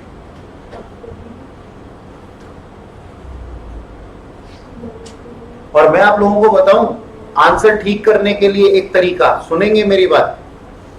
आप लोग ना, आप लोगों की कॉपीज में सब कुछ लिखा हुआ है और मैं खुद आपको कह रहा हूं कि आप चीट कीजिए, चीट कीजिए, मैं कह रहा हूं, लेकिन वो चीट ना फॉर द टाइम बीइंग करनी है आपको, चीटिंग आपको फॉर द टाइम बीइंग करनी है। जैसे क्वेश्चन है, मान लीजिए ये मेरा क्वेश्चन है और यहाँ पे क्वेश्चन के अंदर है ना, मेरे को ये वाला पॉइंट रेंडमली ले लेते हैं हम, यहाँ पे लिखने के लिए शायद ऑप्शन मेरे पास में ना हो, ऐसे में एक मार्क। हाँ ये रहा, तो ये वाला पॉइंट है मेरे पास, ये पॉइंट है मान लीजिए, ठीक है ना।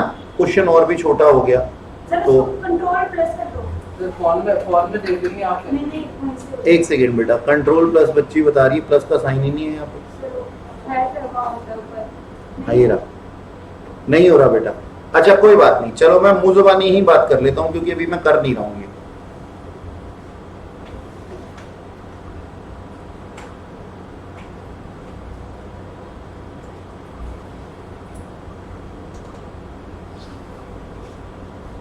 प्लस कर दीजिए। ठीक है, मान लीजिए मैं ना आपसे बात कर लेता हूं किसी भी एक पॉइंट की, ये क्या नाम है, 9 पॉइंट की बात कर लेता हूं। लिखा हुआ है the company paid 8,000 to quick gas service for using cooking gas by him. अब कंपनी ने पे किया। अब ना मेरे को ये वाला जो पॉइंट है ना, अगर मैं देखूं तो मेरे पास में आता है gas and water electricity bill से रिलेटेड, लेकिन ना मुझे ना याद नहीं है। मान लो मैं एक बच्चा हूं, मुझे याद नहीं है, आप लोगों को याद नहीं आ रहा कि सर यहाँ पे क्या करना है, तो हम क्या करेंगे, gas water and electricity bills में ना जाएंगे अपनी कॉपी के अंदर, वहां उसके प्रोविजन देखेंगे, प्रोविजन देख करके यहां आंसर सॉल्व करेंगे। एक बार ऐसा करेंगे एक क्वेश्चन में, दूसरे क्वेश्चन में ऐसा करेंगे, दूसरे क्वेश्चन में बाकी पॉइंट डिफरेंट हो सकते हैं ना इससे। और जब आप देखेंगे कि आप सारे पॉइंट्स को एक एक बार चीट कर चुके हैं और उस पे ना पहले, अच्छा चीट डायरेक्टली नहीं करना, पहले ना दिमाग में सोचना है कि यार इसका क्या था, एक बार ही सोचते हैं, थोड़ा सा घुटनों की मालिश करते हैं कि दिमाग ऊपर आ जाए, और फिर उसके बाद में भी याद नहीं आ रहा ना तो एक बार चीट कर लेते हैं। आपने देखा इस क्वेश्चन के अंदर कितने पॉइंट्स हैं, मेरे ख्याल में 11 पॉइंट्स हैं। 11 पॉइंट्स आपने चीट करके लिख लिए अपनी कॉपी के अंदर, लेकिन आप ना एक एक पॉइंट के ऊपर है ना एक एक प्रोविजन पढ़ने के लिए अपनी कॉपी में जा रहे थे। तो वो पॉइंट आपको याद हो रहा था। नेक्स्ट टाइम आपको चीट करने की जरूरत नहीं पड़ेगी अगर सेम पॉइंट वहां पे वो लिखा हुआ होगा। ऐसे आप सैलरी के क्वेश्चन, मैंने आपको ऐसा करने के लिए कैपिटल गेन के अंदर नहीं बोला, मैंने आपको हाउस प्रॉपर्टी के अंदर ऐसा करने के लिए नहीं बोला, मैं आपको पीजीबीपी के अंदर भी ऐसा करने को नहीं बोलूंगा, लेकिन मैं बोल रहा हूं सैलरी के अंदर। कारण क्योंकि यहाँ ना स्टेप्स हैं, यहाँ पे बहुत सारी चीजें हैं, तो आप एक एक पॉइंट पर रुकिए, उसके बारे में सोचिए, नहीं समझ में आता अपनी कॉपी खोलिए, बुक नहीं खोलिएगा। अब मैं यहाँ पे आपको बता देता हूं कि यहाँ पे जो 9th पॉइंट था, यहाँ पे ना एक छोटा सा पॉइंट लिखा हुआ है। क्या लिखा हुआ है यहाँ पे लिखा हुआ है कंपनी पेड 8,000। अच्छा, मैं क्या बोलता था, water gas and electricity bills are fully taxable in the hands of specific employee only. हमने देख रहे कि यहाँ पे स्पेसिफिक एम्प्लॉय है या नहीं है, लेकिन सबसे ऊपर दिया हुआ है क्या, जनरल मैनेजर है, तो वो स्पेसिफिक एम्प्लॉय है, क्योंकि एक मैनेजर, एक क्या नाम है आपका, एक मैनेजर, एक डायरेक्टर, एक 50,000 रुपए से ज्यादा की सैलरी लेने वाला, मॉनिटरी सैलरी लेने वाला क्या है, स्पेसिफिक एम्प्लॉय है। तो स्पेसिफिक एम्प्लॉय के हाथ में ये फुल्ली टैक्सेबल होता है, ठीक है। लेकिन व्हाट अबाउट अगर वहां पे जनरल मैनेजर नहीं लिखा हुआ होता और वहां पे उसकी सैलरी भी 50,000 रुपए से कम होती, तो क्या ये स्पेसिफिक एम्प्लॉय होता? Answer is no. तब क्या ये टैक्सेबल होता? तब क्या ये टैक्सेबल होता? तब भी ये टैक्सेबल होता। मैं बताता हूं क्यों। यहां पे ना एक पॉइंट लिखा हुआ, जरा देखिएगा, ध्यान से पढ़िएगा। द कंपनी पेड ₹8,000, यानी कि इसके बिल्स हैं। मैंने एक बात बोली थी कि जब आप खर्चा करेंगे और कंपनी आपको पे करेगी, तो ऐसे तरीके के परक्यूजिट, मॉनिटरी परक्यूजिट होते हैं, और ये सबके हाथ में टैक्सेबल है, चाहे वो स्पेसिफिक एम्प्लॉय हो, चाहे जनरल एम्प्लॉय हो। तो ये प्रोविजन याद आ गया ना, एक पॉइंट से याद आया ना, हमने चीट किया चाहे, लेकिन याद आ गया। बात समझ में आई? तो ये स्पेसिफिक हो चाहे नॉन स्पेसिफिक हो, दोनों के हाथ में टैक्सेबल हो रहा है। क्यों? क्योंकि यहां पे लिखा हुआ कंपनी ने पे किया है, आगे रिएम्बर्समेंट की है एम्प्लॉय को। लेकिन अगर यही लिखा हुआ होता ना कि उसने गैस सिलेंडर डायरेक्टली दिया है, तो वो सिर्फ स्पेसिफिक एम्प्लॉय के हाथ में टैक्सेबल होता, और यहां पे ये स्पेसिफिक है। लेकिन ये क्या है? Reimbursement of bills. तो रिएम्बर्समेंट ऑफ बिल्स जो है, that is a monetary perquisite which is taxable in the hands of both class of employee. लेकिन ये याद कैसे आया हमें भले ही चीट करके आया। अच्छा, अगर चीट नहीं करना चाहते ना, तो भी एक काम करो, घर जाकर के ना सारे के सारे प्रोविजन एक बारी गो थ्रू करो, उसके बाद क्वेश्चन करने बैठो। लेकिन किसी भी केस में हमें क्वेश्चन को बंद नहीं करना। हो सकता है कि मेरे को पेंशन के प्रोविजन याद ना हो और मैं 3rd पॉइंट ना अटेम्प्ट कर पाऊं, मुझे रुकना नहीं है, मुझे 4th पॉइंट पे जाना है, छोड़ देनी है उसकी जगह। बात समझ में आई? ऐसे क्वेश्चन के आंसर मिलेंगे आपके।